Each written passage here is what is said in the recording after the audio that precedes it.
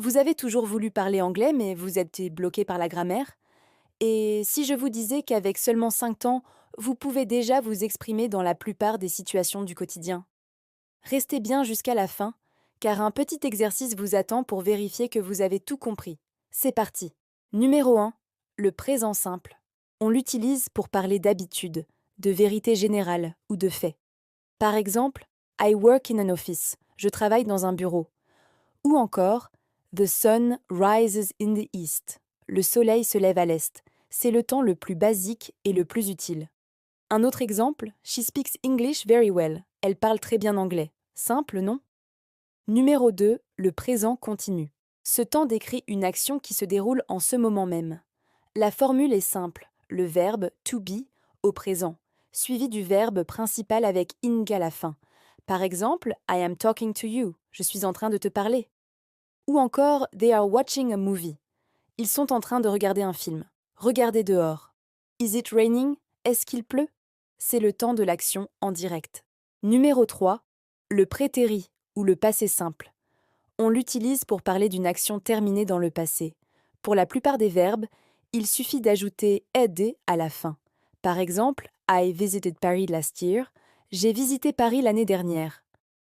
Attention, il y a aussi des verbes irréguliers, comme go qui devient went. Yesterday, I went to the supermarket.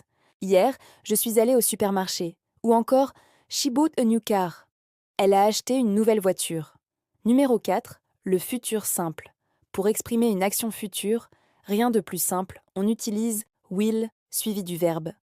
C'est souvent pour une décision spontanée ou une prédiction. Par exemple, I think it will rain tomorrow. Je pense qu'il va pleuvoir demain.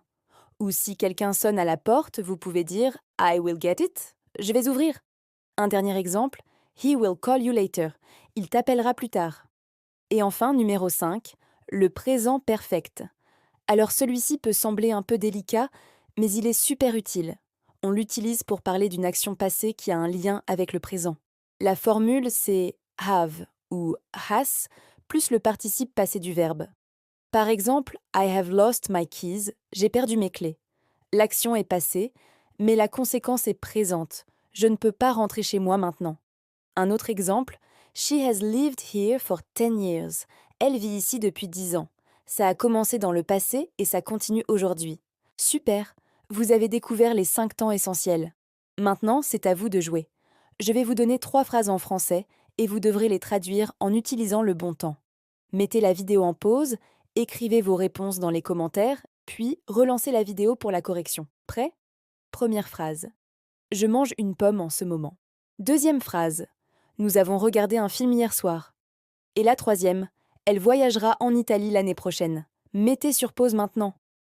Ok, c'est l'heure de la correction. Pour je mange une pomme en ce moment, c'est une action en cours, donc on utilise le présent continu. I am eating an apple. Pour nous avons regardé un film hier soir, c'est une action terminée dans le passé. Hier soir, donc c'est le prétérit We watched a movie last night. Et pour elle voyagera en Italie l'année prochaine, c'est une action future, donc on utilise le futur simple. She will travel to Italy next year. Alors, combien de bonnes réponses avez-vous eues? Dites-le moi en commentaire. Bravo pour vos efforts. La grammaire anglaise peut paraître intimidante, mais en y allant étape par étape, tout devient plus clair.